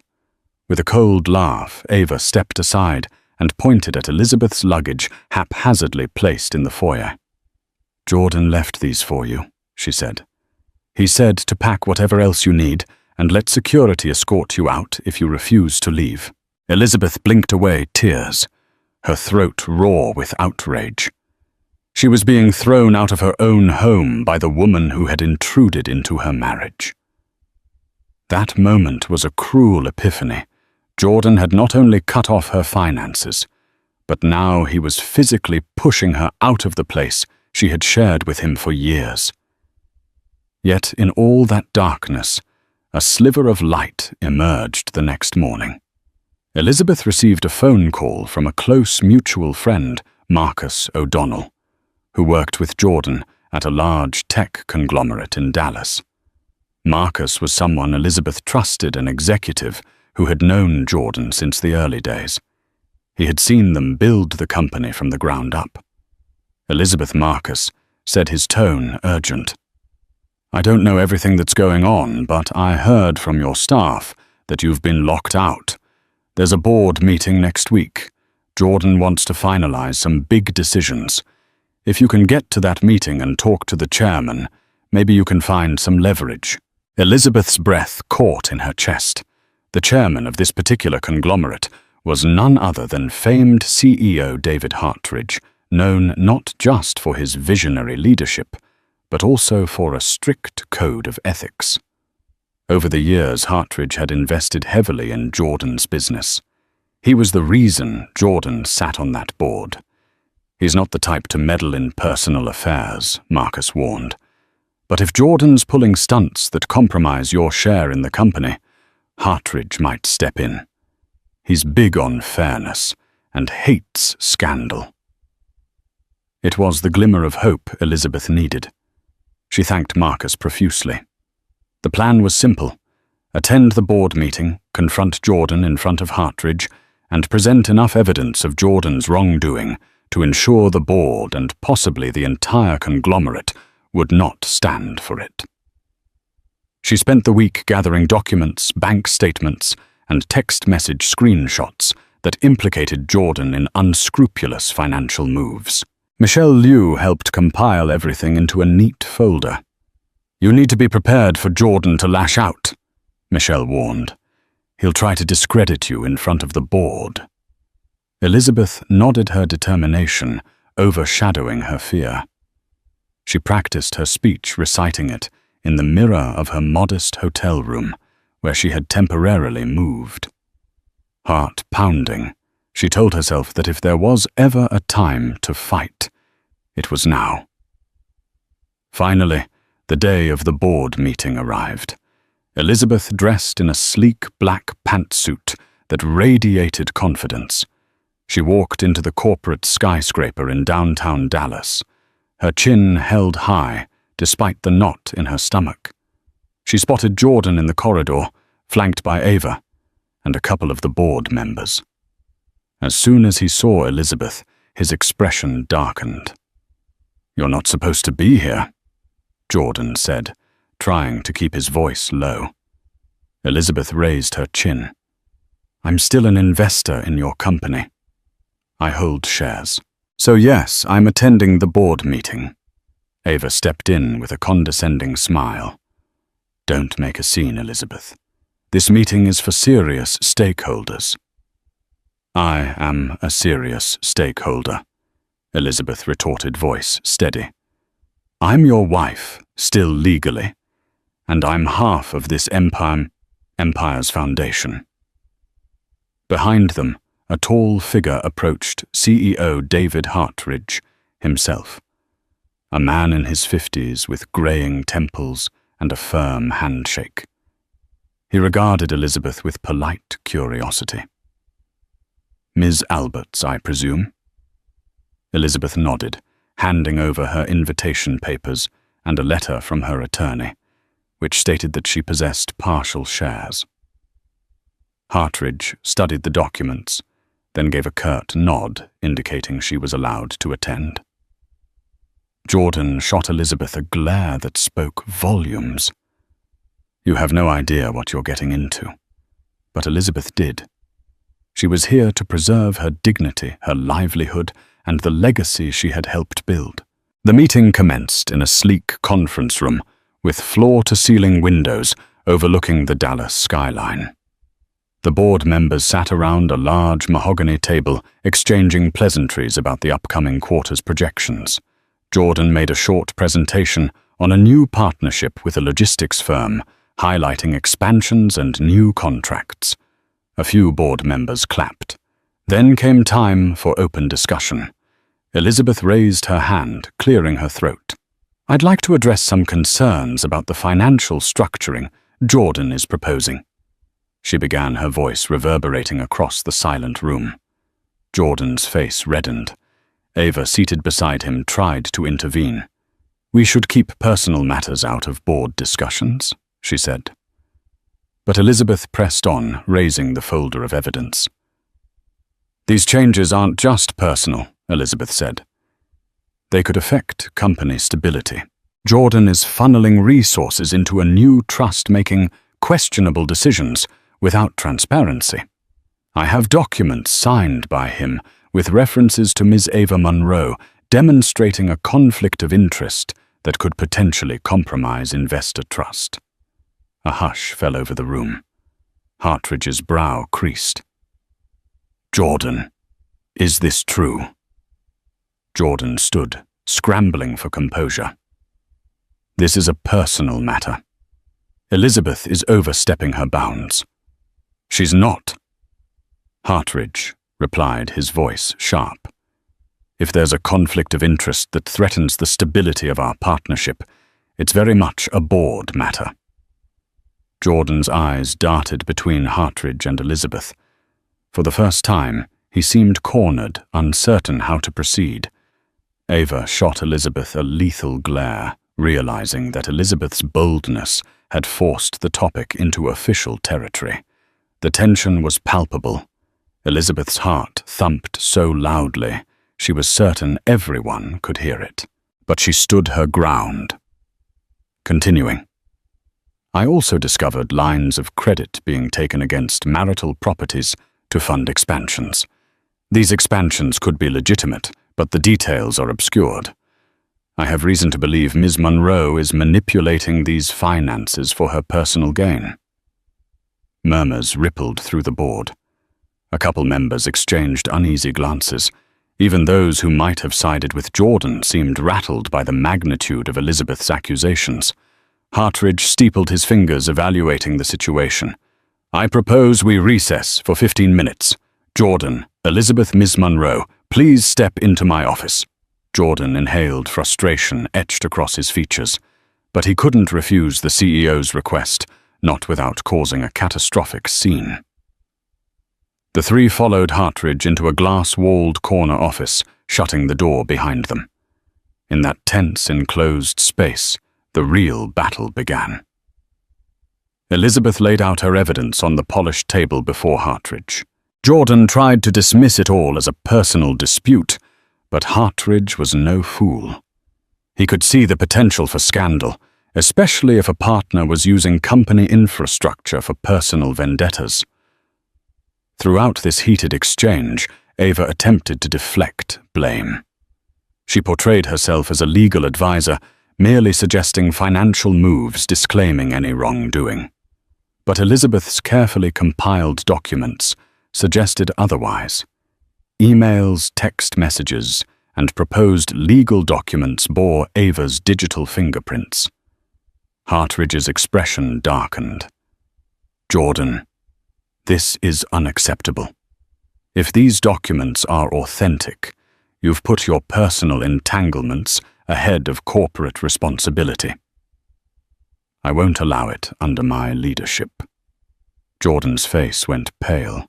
He tried to protest, to label Elizabeth's claims as overblown, but Hartridge had already made up his mind. "Until this is sorted out, Jordan, I'm placing your proposals on hold. We can't move forward with any major financial changes if they're under this sort of ethical cloud." Elizabeth felt a surge of relief, a faint vindication. While she hadn't resolved the core issue of Jordan's betrayal, at least the board wasn't letting him run roughshod over her financial future. but Jordan, cornered and embarrassed, lashed out in desperation. "You can't shut me down like this," he snapped at Hartridge, voice tight with anger. "I'm the one who made that original deal with your conglomerate. You need my innovation." Hartridge stood up, bristling at Jordan's tone. "I'm the CEO, and you've just made me question your reliability and integrity. Watch yourself, Jordan." Ava stepped closer to Jordan, placing a hand on his arm to calm him, but he shrugged her off. "You'll regret this," he warned Hartridge, then turned to Elizabeth. "And you made a fool of me in front of everyone." Elizabeth clenched her fists, refusing to cower. "You did that to yourself," she said, voice trembling with both fear and resolve. Jordan stormed out, slamming the door behind him. Ava followed quickly, her heels clicking on the marble floor. Hartridge sighed, looking at Elizabeth, who was holding back tears. "Thank you for bringing this to my attention," Hartridge said. "I'm sorry about your personal struggles, but I have to protect the board's interests. If you need anything, contact my office. I'm not a family court judge, but I won't let Jordan drag the company down." With that, Elizabeth let out a shaky breath. She had achieved a small but crucial victory, yet she couldn't shake the nagging sense that Jordan, humiliated and cornered, was far from finished. She left the skyscraper, stepping out into the bright Dallas sun, uncertain, but determined. Little did she know this chapter was only the start of a far more explosive confrontation, one that would involve security teams, sudden betrayals, and a twist that would bring Jordan himself to his knees. Life outside the mansion was lonely, but Elizabeth was thankful for the reprieve from Ava's manipulations. She rented a small apartment near downtown Austin and used what funds she had left to secure her basic needs, while Michelle continued to press for a financial freeze on Jordan's assets. In the weeks following the tense board meeting, Jordan went surprisingly quiet. No more legal letters arrived. No more credit lines were sabotaged. He didn't attempt to contact Elizabeth, nor did Ava. Instead, it seemed as though they had retreated into some silent fortress, likely strategizing their next move. Elizabeth took advantage of the lull. She reconnected with old friends and mentors, explaining partially at least what she was going through. While many were shocked, they offered support in the form of references, moral encouragement, and occasional leads for a stable job or a business partnership. Despite the heartbreak, Elizabeth discovered a renewed sense of purpose. She wasn't just a passive bystander in Jordan's world. She had her own capabilities, her own strengths. Slowly, she started consulting for small tech firms, using her communications and PR background to help them craft compelling pitches. It wasn't a fortune, but it was honest work that reminded her she could stand on her own 2 feet. Then one evening, she received a phone call from an unknown number. A crisp, professional voice greeted her. "Hello, Elizabeth. This is Patricia Carlson. I'm an executive assistant at Tesla, working under Elon Musk's leadership team." Elizabeth's heart thudded. She had met Patricia briefly at a tech conference in Berlin 2 years ago, but they'd never exchanged more than pleasantries. "How can I help you?" Elizabeth asked, mind racing. Patricia hesitated. "I might have information relevant to your predicament with Jordan. Let's just say some of our legal divisions have been observing Ava Monroe for a while, and some red flags have come up." Red flags. Elizabeth's curiosity flared. "You're investigating her?" A slow exhale from the other end. "Our major concern is that she's potentially engaged in insider trading, or at least something that veers close to it.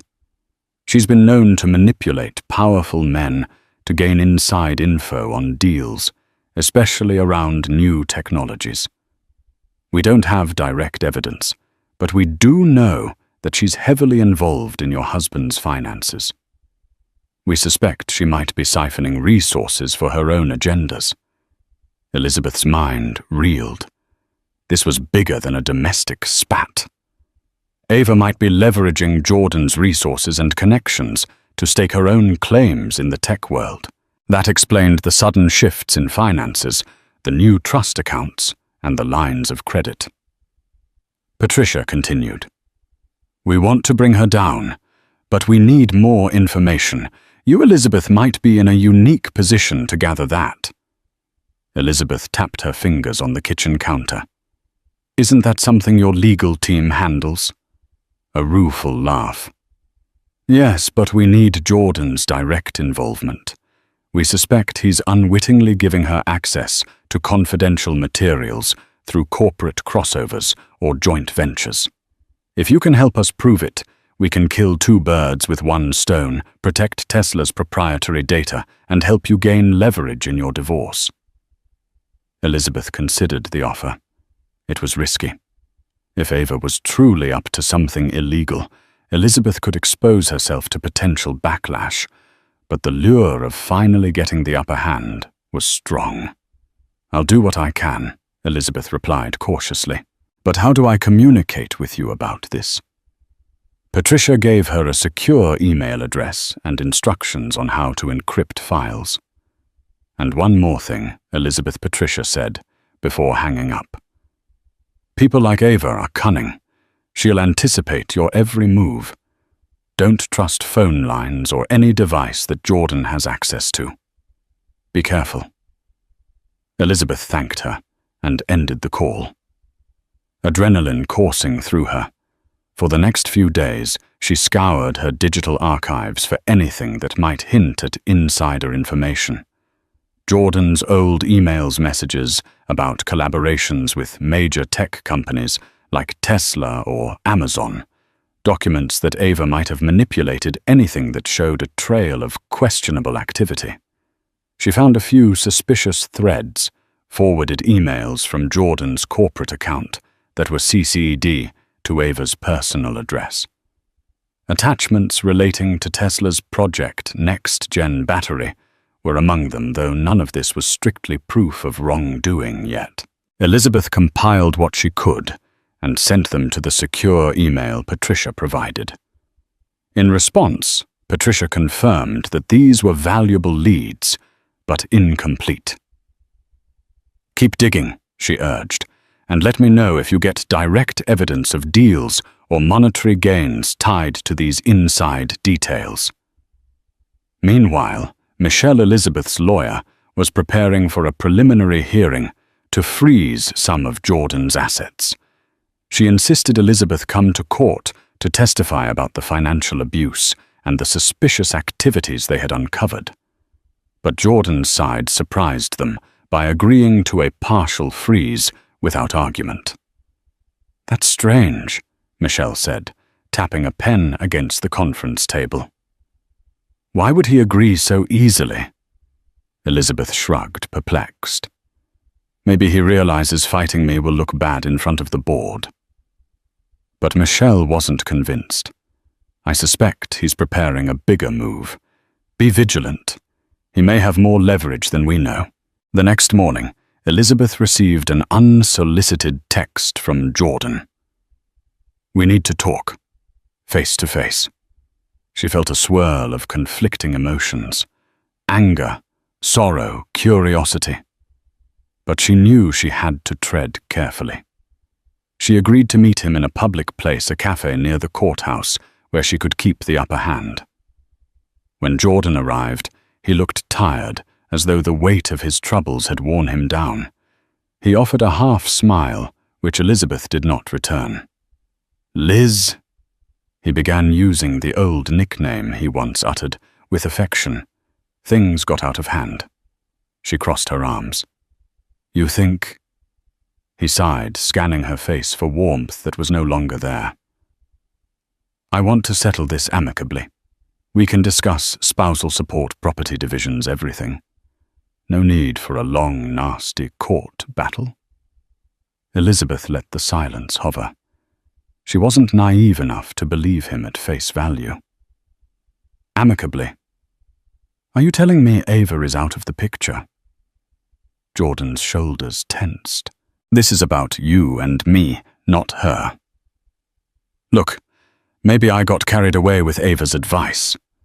She's a brilliant attorney.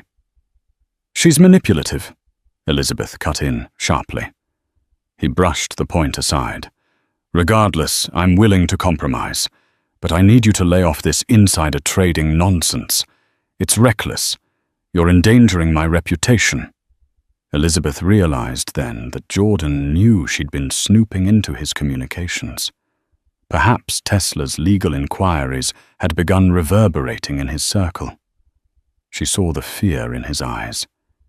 He was worried, if not about losing her, then about losing his empire. You made me the enemy, Elizabeth replied, in a hushed, trembling tone. When you let your mistress cut off my cards and throw me out of my home. Jordan looked away, shame flickering on his face. I didn't handle that well. But you have to understand the pressure I'm under with these deals. She waited, letting him squirm. Then he continued. You'll get a fair share. I promise. I just need you to stop meddling in my professional affairs, especially with Tesla or any other major collaborators. You'll ruin me if you do. A bitter laugh escaped Elizabeth. She thought of all the times she had stood beside him, protecting him, representing him before powerful players, forging alliances that were crucial to his success. Now he was pleading for her, not to ruin him. The irony nearly choked her. Before she could respond, Jordan's phone buzzed. He glanced at it and muttered a soft curse. I have to go, he said, throwing some cash on the table for their untouched coffees. Elizabeth watched him leave a mixture of pity and disdain swirling in her stomach. It was obvious he was desperate, but was this a genuine attempt at reconciliation, or a ploy to keep her from uncovering more incriminating information about Ava? That question lingered as she returned to her apartment, drained. However, a new email from Patricia waited in her inbox. It contained an attachment, a partial timeline of suspicious trades linked to accounts rumored to be controlled by Ava Monroe. There were large bets placed on Tesla's stock ahead of public announcements. Gains in the tens of millions. This is huge, Elizabeth thought. If she connected these trades to emails or calls between Jordan and Ava, it could be the smoking gun. And while Elizabeth had no intention of going to the feds on her own, Tesla's legal team could bury Ava, and by extension, Jordan's complicity, if he was involved. Elizabeth clutched her phone, anxiety coursing through her. She was walking a razor's edge. One false step, and Jordan might retaliate more fiercely, or Ava might strike. But a successful strike against Ava could free Elizabeth from this entire ordeal, giving her the leverage to secure a fair divorce settlement, or even land Jordan in deeper trouble, depending on his role. She reached for her phone to text Patricia when it buzzed in her hand. A call from an unknown number again. Tentatively, Elizabeth answered. A man's voice greeted her calm and steady. Hello, Ms. Alberts. My name is Gregory Shaw. I'm part of CEO David Hartridge's legal counsel. He asked me to follow up regarding the situation with your husband. Elizabeth's heart skipped. Hartridge's legal counsel. We understand from Mr. Hartridge's conversation with you that there might be unethical or even illegal behavior in play. Gregory continued. The board is concerned about potential liability if Jordan's personal dealings spill into our corporate structure. We can't risk another scandal. Mr. Hartridge would like to assist you discreetly. Elizabeth exhaled slowly. She was on the cusp of powerful alliances forming against Jordan and Ava, but the more people got involved, the more dangerous it felt. Gregory concluded, "We'll be in touch with your lawyer. If you have any crucial evidence, Mr. Hartridge suggests you keep it secure. He wants to avoid a public meltdown, but he's prepared to do what's necessary to protect the company's interests, and that includes supporting you in your legal disputes, if it comes to that." Hanging up. Elizabeth felt a measure of validation. The cracks in Jordan's seemingly untouchable world were growing. Perhaps justice would prevail. Yet as she prepared to finalize the next round of documents for Michelle, a gnawing worry kept her awake at night. Cornered animals are the most dangerous, and Jordan, though once gentle and loving, had shown he could be ruthless when threatened.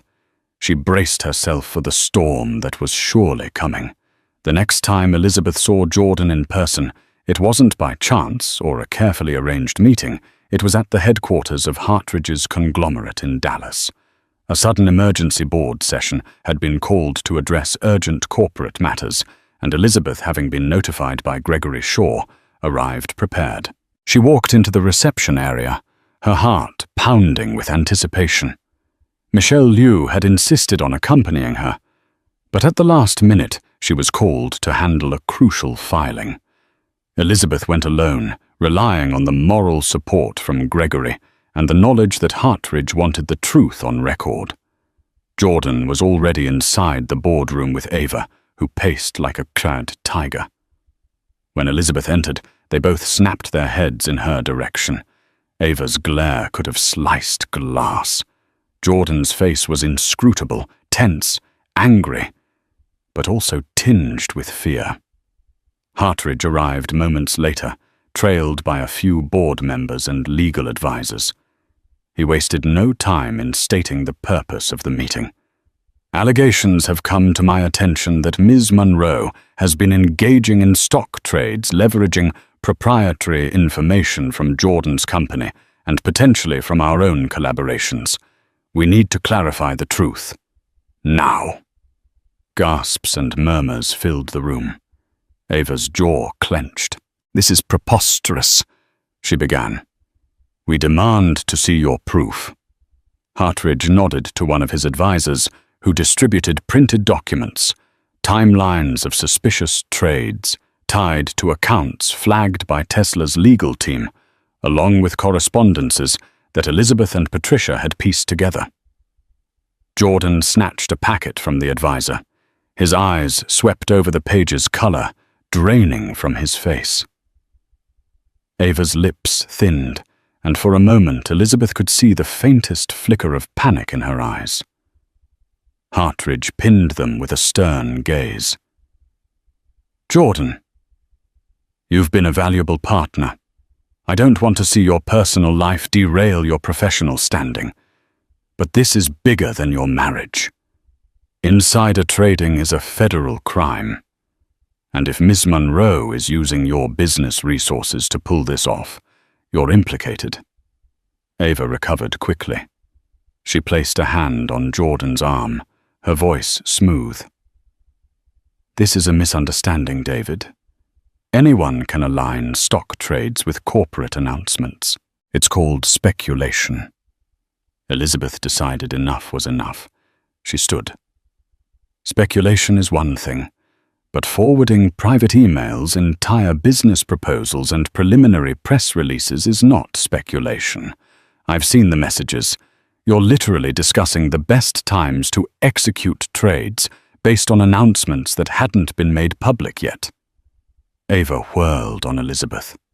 "You have no legal standing to claim that. You're just a scorned wife trying to sabotage Jordan and me." Elizabeth's blood boiled. "We'll let the evidence speak. There are even time-stamped emails from Jordan's corporate account sent to your personal email, Ms. Monroe, discussing upcoming expansions and product launches. Then trades were executed in your name or trusts linked to you within hours." A hush followed. Jordan's hands shook slightly. He seemed torn between denial and guilt. After all, the evidence was damning. If he denied it outright, he'd appear foolish. But if he admitted his involvement, he risked criminal charges and the wrath of the board. Hartridge leaned forward, his voice firm. "Jordan, I need answers." "Were you aware of these trades?" Jordan stared at the table, words refusing to form. Finally, he managed, Ava said it was all above board, that it was just normal investing. Ava let out a short laugh, but it sounded hollow. "If you want to scapegoat me, Jordan, think carefully," she warned. "We made certain deals in your name as well. Your signatures are on plenty of documents." The entire boardroom seemed to hold its breath. Hartridge addressed one of his legal advisors. "Have we sent this to the SEC?" "Not yet," the advisor responded. "We wanted to confront them first." Jordan shot to his feet, panic etched on his face. "No need to escalate it. We can handle this internally. If I undo the trades, repay any gains, repay tens of millions of dollars," Hartridge asked. "And that would just be the tip of the iceberg if the SEC digs deeper. This is out of our hands if they launch a formal investigation." Elizabeth watched Jordan unravel. This was the man who had once been so composed, so unstoppable. Now he was cornered, sweat beading on his forehead. Ava, too, looked like a wild animal backed into a corner, eyes darting around the room. At that moment, a building security guard appeared at the door, knocking softly. "Mr. Hartridge, you asked for security on standby," he announced quietly. "Thank you," Hartridge replied, his tone like steel. "I believe we might need you." Ava's eyes flitted toward the door, then back to Hartridge. She adopted a pleading tone. "David, you know me. I've handled legal matters for some of the biggest players in the industry. I would never do anything to jeopardize your trust." Hartridge's face remained stony. "I trusted Jordan, not you. And this evidence suggests you're at the center of a major ethical breach. If you don't have a verifiable explanation for each of these trades and how you obtained insider information, I have no choice but to protect the company from liability." Suddenly, Jordan snapped. Fear twisted into anger, and he pointed a trembling finger at Elizabeth. "You did this. You ruined everything because you couldn't handle that I moved on." Elizabeth steadied her breathing, preparing to reply. But Hartridge cut in calm yet firm. "Don't blame her for your poor decisions. You let your personal affair become a corporate liability." Something in Jordan cracked. He lunged toward Elizabeth as if to grab her documents or her phone, an irrational move likely spurred by desperation. But he never made contact. In a blink, the security guard stepped forward and intercepted Jordan, gripping his arms. "Stand down, sir," the guard said, voice authoritative. Jordan struggled, but the guard was a solid wall of muscle. Ava shrieked. "Let him go." "This is a private matter." Hartridge shook his head, anger coloring his features. "You just attempted to assault someone in my boardroom. Security remove Mr. Alberts from the premises." Jordan's eyes widened in disbelief. "You can't do that. I'm on the board." "Not anymore," Hartridge said grimly. "I can and I will. You're suspended pending an internal investigation. Once that concludes, we'll determine your status. Now go and take Ms. Monroe with you." A second guard stepped in, guiding Ava toward the door as she protested threatening lawsuits and defamation claims. But her words rang hollow, overshadowed by the looming specter of an SEC investigation. Elizabeth stood off to the side, stunned by how quickly it had escalated from a tension-filled meeting to an outright meltdown. As Jordan and Ava were led out, Jordan craned his neck to shout at her, "You'll pay for this, Elizabeth. Don't think you've won." But the threat carried little weight now. In that moment, Elizabeth felt the mixture of triumph and sorrow that comes with toppling a man she once loved. She hadn't wanted to see Jordan destroyed, only to protect herself and the life they had built together. But Jordan's actions and Ava's ambition had forced her hand. Hartridge dismissed the board members soon after instructing his legal team to cooperate fully with any investigations. He turned to Elizabeth with a sympathetic frown. "I'm sorry you had to endure this, Miss Alberts. I assure you we'll handle it lawfully. Whatever personal or marital disputes remain, I hope you find closure." Elizabeth gave him a small nod. "Thank you. I appreciate your fairness." She gathered her documents and left the skyscraper, the bright Texas sun striking her face as she stepped onto the street. The entire drama replayed in her mind. He let his mistress cut off my cards, but the CEO called security on him. She thought a bitter yet satisfying sense of irony spreading in her chest. She wasn't naive enough to think it was over. Legal battles would continue, depositions would be taken, and the divorce was far from final. But in this pivotal moment, she had taken back her power, standing against the storm that Jordan and Ava had unleashed. And for the first time in months, Elizabeth felt a glimmer of hope that she might in the end be free from their tyranny. In the weeks that followed, word spread like wildfire. News outlets picked up on rumors of insider trading linked to a high-profile tech investor, hinting that a major name was under investigation. It didn't take long for the rumor mill to connect the dots to Jordan Alberts and his mysterious attorney-turned-partner, Ava Monroe. Elizabeth watched from the sidelines, inundated with calls and messages from acquaintances, reporters, and sometimes even old college classmates she hadn't spoken to in years. She ignored most of them, preferring to let the legal process unfold without adding fuel to the media frenzy. Jordan, under immense legal and financial pressure, attempted to strike a deal if Elizabeth agreed to keep quiet and not testify against him or Ava. Regarding insider trading, he would give her a generous divorce settlement. The settlement included alimony, a hefty lump sum, and properties that would secure her financial future. However, Elizabeth refused any agreement that required her to lie or withhold the truth if subpoenaed. Nonetheless, she allowed her lawyer Michelle to work out a fair settlement that didn't involve perjury. Eventually, Jordan capitulated, realizing he had to salvage what he could from the marriage and business meltdown. The final settlement granted Elizabeth a significant portion of the assets, the mansion by Lake Travis, ironically, and a sizable share of Jordan's original tech startup. Meanwhile, Ava disappeared from the public eye, her reputation in tatters.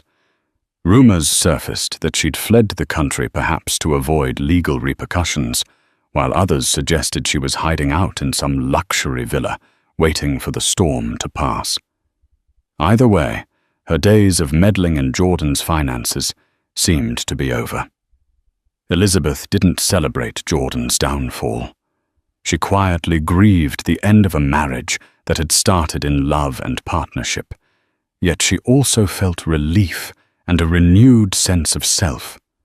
She returned to the Lake Travis mansion, deciding whether to keep it or sell. The sweeping views of the water brought back memories, some of which felt like knives to her heart, others that warmed her soul. She began a new chapter in her life, leveraging her PR skills to start a consultancy focused on helping women entrepreneurs navigate both business and personal challenges. She named it Phoenix Rose Consulting, symbolizing rebirth and resilience. To her surprise, She found more joy in championing other women than she ever did, standing behind Jordan at glitzy galas. She kept in touch with Patricia from Tesla, who occasionally updated her on the ongoing investigations. Whether Jordan faced criminal charges depended on further evidence. But at least for Elizabeth, the immediate threat to her assets and well-being had lifted. David Hartridge reached out, once inviting Elizabeth to a dinner with the board, presumably to mend fences. Elizabeth politely declined. She had no desire to relive the tension of board meetings or navigate corporate politics, where her personal life became public fodder. She was grateful for Hartridge's stance, but preferred to build her future away from the chaos. In moments of solitude, Elizabeth reflected on the entire ordeal. She'd once believed that love, loyalty, and shared ambition could conquer anything. Yet she also realized that unchecked power and ego could corrode even the strongest of bonds. Jordan's betrayal had been a painful lesson, but it set her free to discover her own strengths and a life not tethered to someone else's rising star. Yes, heartbreak lingered, and healing was an ongoing process. But Elizabeth found herself waking each day with a sense of purpose. She'd gather with female founders at local co-working spaces, host workshops on media relations, and offer moral support to those feeling overshadowed by bigger players. Each time she saw a spark of confidence ignite in another woman's eyes, she felt her own sense of wholeness return. In time, Elizabeth would finalize the divorce, sign the deeds, and officially start over. A sense of calm settled within her, like the slow, tranquil waves on Lake Travis at dawn. Her story, the humiliating card cancellations, the public meltdown, the mistress's meddling, would become a cautionary tale, one she shared sparingly, only when it might help others. Despite the scars, Elizabeth refused to let bitterness define her. She chose growth empathy and a belief that with the right support, anyone can rise from the ashes more formidable than before. Just as Elizabeth thought she had reached stable ground, fate tossed her another curveball. A month after the settlement, Michelle called her urgently. "The feds want to depose you," she said. "They uncovered new evidence Jordan may be involved in deeper crimes, bribery, money laundering. Ava might have orchestrated a network." Elizabeth's stomach dropped. Jordan never mentioned anything like that. "They've found offshore transactions and documents with his signature," Michelle said grimly. 2 days later, Elizabeth sat in a stark federal office, flanked by Michelle and 2 serious agents. They questioned her about Jordan's finances, Ava's role, the card cancellations, and philanthropic events that may have masked backdoor deals. Elizabeth stuck to the facts. She neither speculated nor dramatized. One agent, impressed, said, "You've been very helpful, Ms. Alberts. This case is significant." She left emotionally drained but relieved. She hadn't been dragged down with Jordan, but the storm wasn't over. Whispers followed Jordan was hiding at a secluded ranch, dodging the press. Ava had vanished. More subpoenas were issued. An indictment loomed. Elizabeth stayed focused on her consultancy, channeling stress into helping other women navigate business pitfalls. Her story, once painful, became a symbol of warning and strength. Then came the headlines: Jordan Alberts indicted for insider trading, fraud, and obstruction. Ava was named but still missing. The scandal rocked the tech world. Elizabeth issued a single statement. "I'm saddened by Jordan's choices. I've cooperated fully with authorities and continue to rebuild my life." Eventually, Jordan pled guilty to a lesser charge, offering a tearful courtroom apology. Elizabeth watched from home, tears in her eyes, not from triumph, but quiet grief for the man she once loved. Still, she understood consequences had to follow actions. That night, beneath the soft moonlight over Lake Travis, Elizabeth allowed herself one last cry for the past that died and the hope still waiting ahead. Life has a way of testing our fortitude when we least expect it. Elizabeth Alberts began this journey as a devoted wife, only to see her world upended by betrayal and financial sabotage. Yet what she lost in illusions, she gained in unbreakable resilience.